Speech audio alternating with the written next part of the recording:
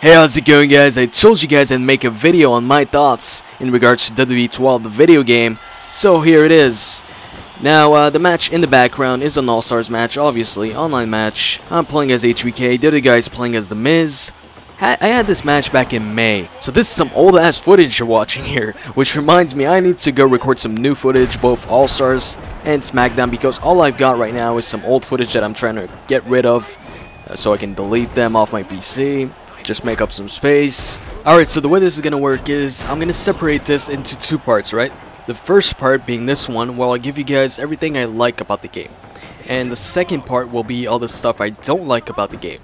So I'm gonna start off with the latest and biggest feature, I guess, announced. And that's Create an Arena, a feature that people have been wanting for a while, so it's finally there. The reason I like this is because it just adds even more to the customization of this game.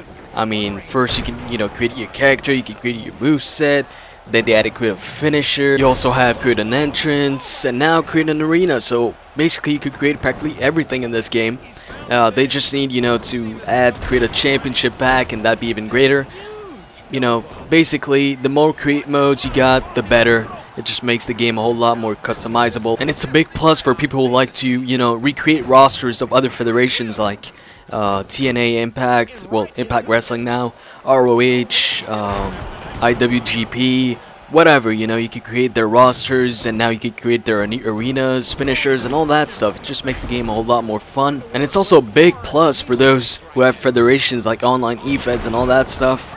Now you can create your own arena, so they could use their custom arena.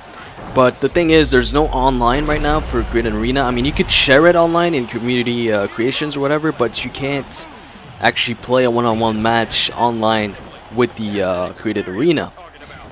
But, I'm sure federations are going to find a way to use it anyways. And when they do it online, then that's going to be even better. It's going to be a lot more easier for the federations and all that stuff.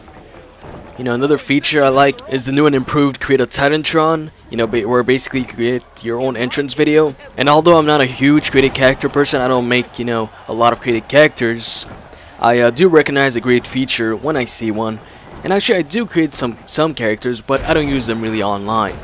But back in 07, I created a lot of created characters, and I would actually use them online. And most of the time the created characters I would make would be some funny created characters like... At some point, I think I made a Osama Bin Laden created character. And in 07, most of my matches were tag team matches. I'd team up with a guy on my friend list who, we had a lot of matches together, a lot of tag team matches. And what we do is I'd use my Osama Bin Laden created character while he uses his George Bush created character. And we'd basically, make a tag team of the two and face other people online. So yeah, that's my SVR 07 created character story, whatever. Another thing I like is the comeback feature. I'm sure, most of you like it. I mean, come on, it's a cool new feature. It just adds to the realism of the game. Just makes it like WWE TV. I also like, the wake up taunts. That's a pretty cool feature too. Basically, anything really that adds to the realism of the game and just makes it like WWE TV, I like, and I welcome that addition to the game. Which also brings me to another feature. Well, it's not really a feature. Well, it's an addition, that you can break moves, you can interrupt moves. That's a good, addition to the game, because, I mean, in all the past games, you had to wait until the other guy hit his finisher. You couldn't interrupt it at any time. You could interrupt any regular moves or any finishers, nothing. Actually, I think in 07 or 08, I don't remember which SVR it was, but you could actually interrupt the people's elbow. I'm not sure which year it was, but in one of the SVR games that generation, you could actually interrupt that move. But I think that's like the only move you can interrupt. Anyways, yeah, I like the fact that you can interrupt moves. And I'm also liking the roster this year, a huge freaking roster of legends, superstars. You've got Kevin Nash, you've got Demolition, Arn Anderson, you've got, all the guys you've got on current TV, Triple H, CM Punk, John Cena. Well, obviously these guys are going to be in it, but, the roster is freaking huge. I'm especially, impressed with the legends, a lot more legends than the past years, and, yeah, what else? The graphics are freaking good this year. Not only the superstars themselves, but the lighting in the game, the camera angles. Well, camera angles isn't really graphics wise, but the crowd also looks better. The referees look better actually.